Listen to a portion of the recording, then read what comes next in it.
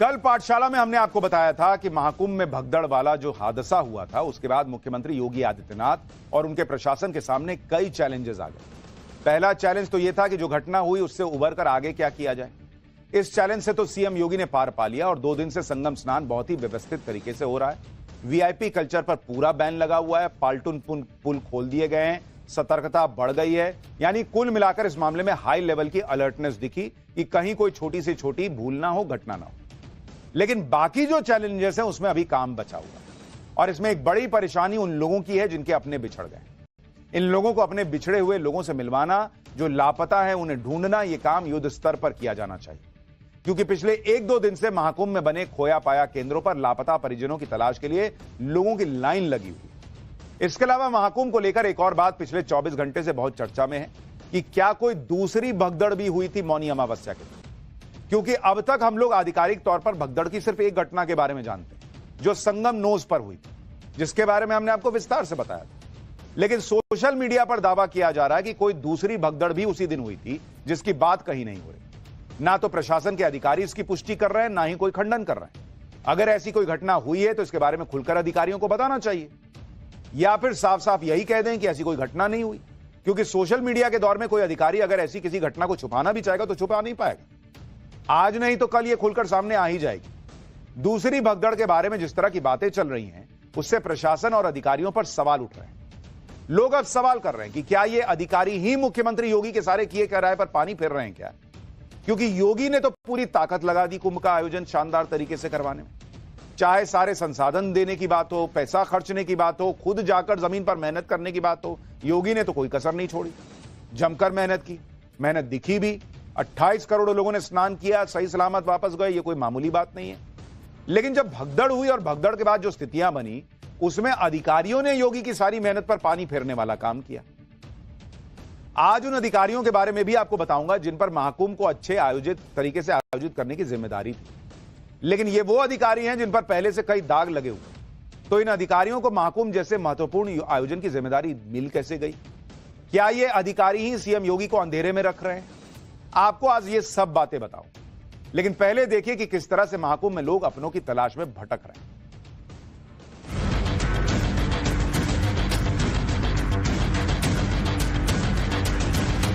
मैं 2 दिन से सर परेशान हूँ। ये फोटो मार सर 29 तारीख को 2 बजे कोई, मैं यहाँ पे रजिस्ट्रेशन भी करवाया।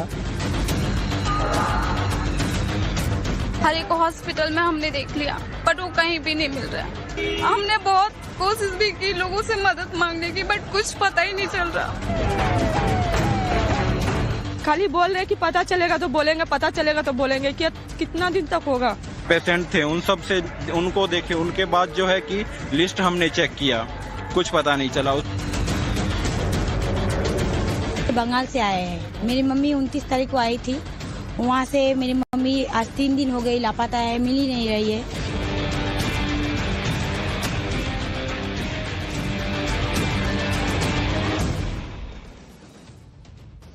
यही दर्द इस समय महाकुंभ में कई लोगों का है। वो अपने खोए हुए परिजनों की तलाश में दर दर भटक रहे हैं। महाकुंभ में देश और दुनिया से लोग आ रहे हैं। मौनी अमावस्या वाले दिन भी करोड़ों लोग महाकुंभ आए थे।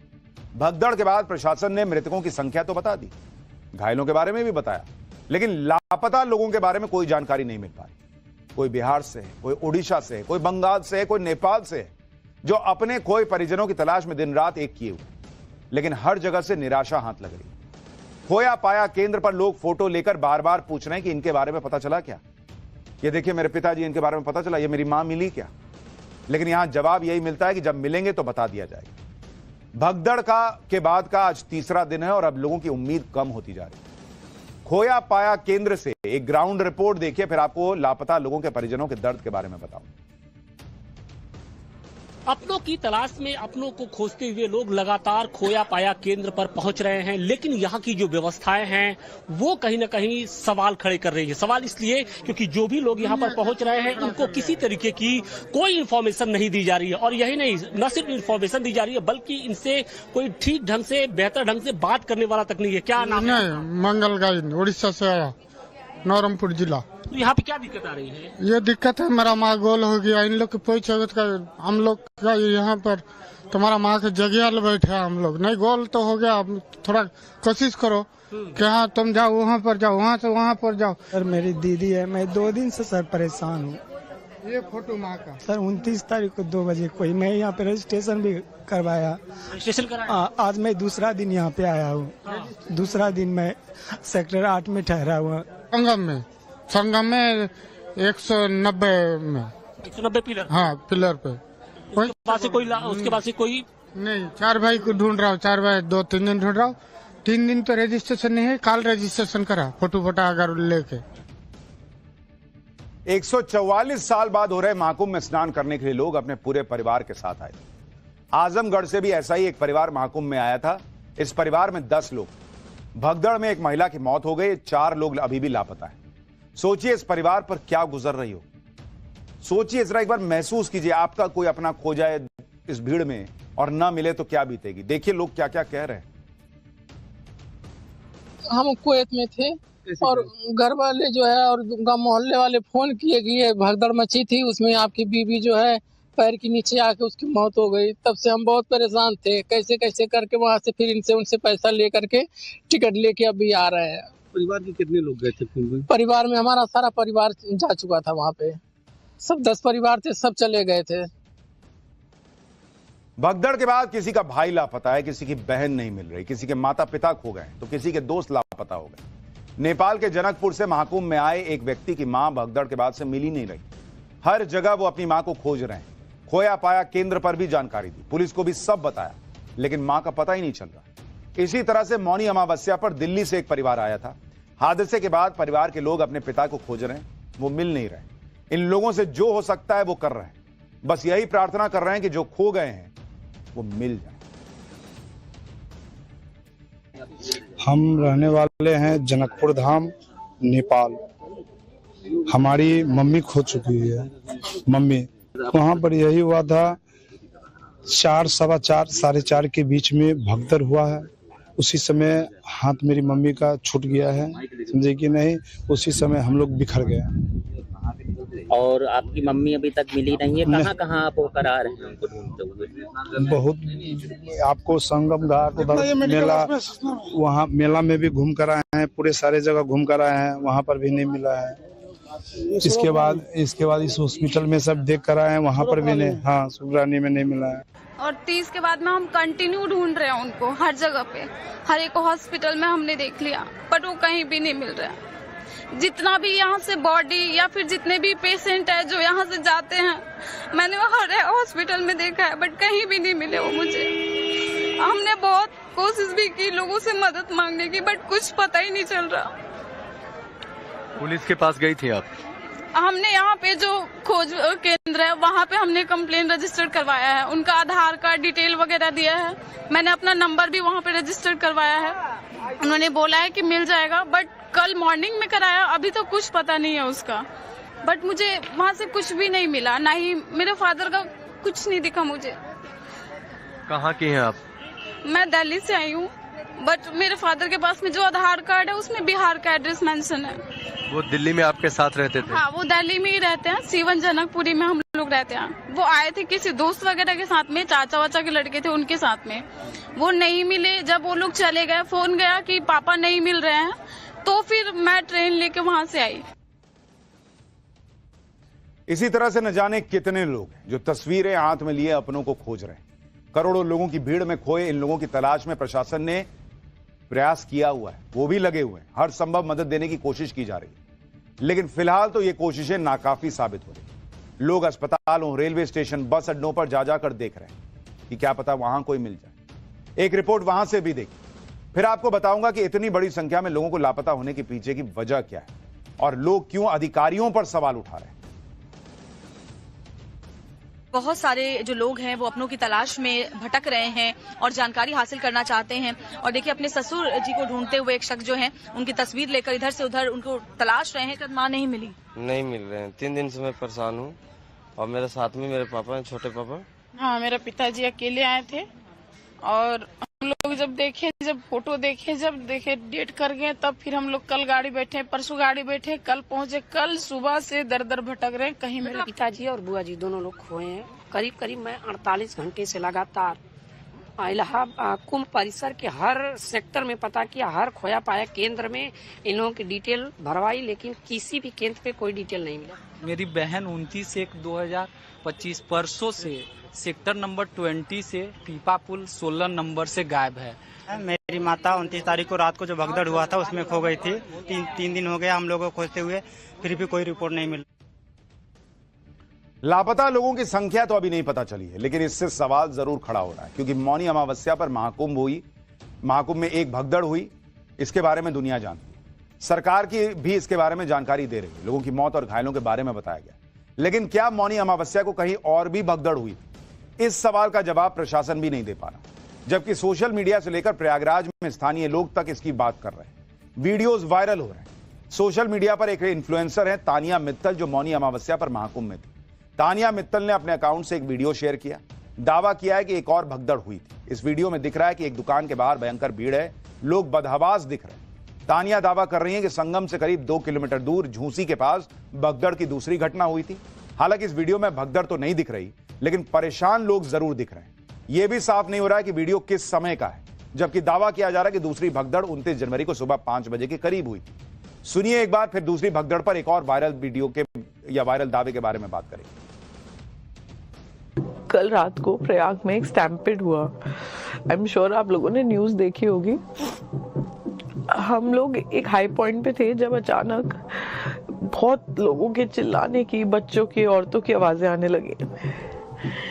मेरे साथ कुछ फोर्स थी और मेरी टीम थी, एंड हमने डिसाइड किया कि हम जाके एटलीस्ट बच्चों को एक्सट्रैक्ट करके अपने पास लेकर आएंगे अपने रूम्स पे।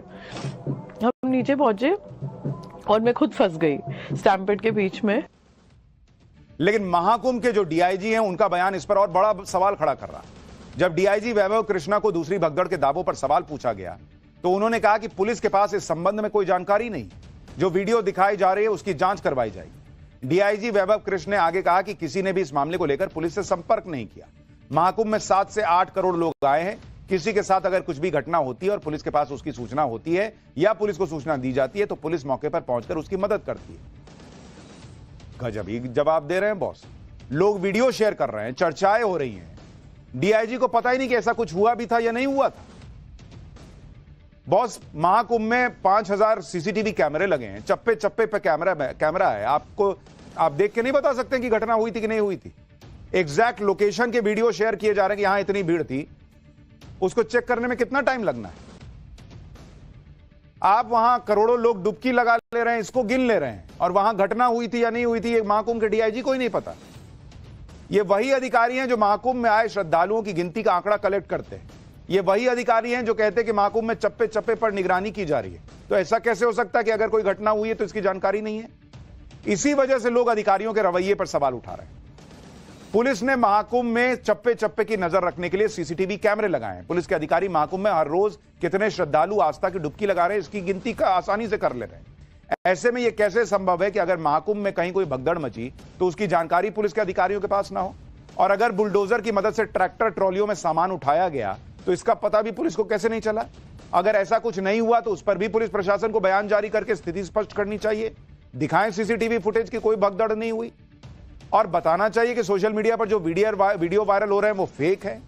साथ ही प्रशासन को जिस वक्त भगदड़ मचने का दावा किया जा रहा है उस वक्त के सीसीटीवी वीडियो जारी कर देने चाहिए ताकि जनता भी सच्चाई जान सके।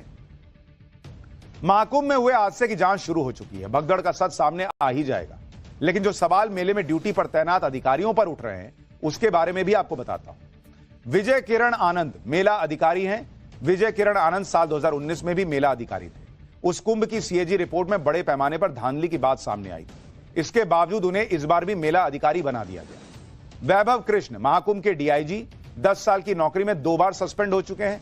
साल 2016 में बुलंदशहर गैंगरेप केस में लापरवाही के आरोप में सस्पेंड हुए थे। साल 2020 में एक महिला के साथ आपत्तिजनक वीडियो केस की जांच के बाद आरोप सही पाए जाने पर सस्पेंड हुए और 13 महीने बाद बहाली हुई। और ये महाकुंभ के डीआईजी हैं। ऐसे में इन अधिकारियों की महाकुंभ में तैनाती पर भी पब्लिक सवाल उठा रही है। इसलिए सवाल यह भी उठ रहे हैं कि क्या महाकुंभ में हुई भगदड़ के बहाने सीएम योगी को टारगेट करने की कोशिश हो रही है क्या अधिकारियों की वजह से सीएम योगी पर सवाल उठ रहे हैं क्या? आप देखिए किस तरह से शंकराचार्य अविमुक्तेश्वरानंद सरस्वती ने मुख्यमंत्री योगी आदित्यनाथ का इस्तीफा मांग लिया।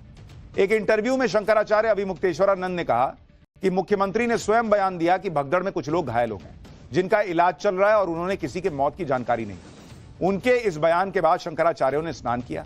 आगे अविमुक्तेश्वरानंद ने कहा कि मुख्यमंत्री ने उनके साथ धोखा किया।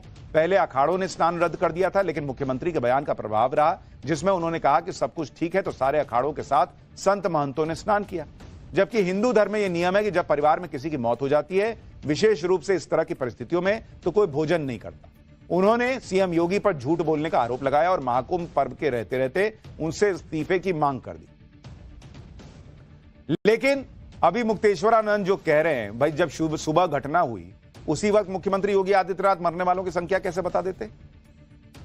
अविमुक्तेश्वरानंद जी वीआईपी कल्चर पे भी सवाल उठा रहे हैं।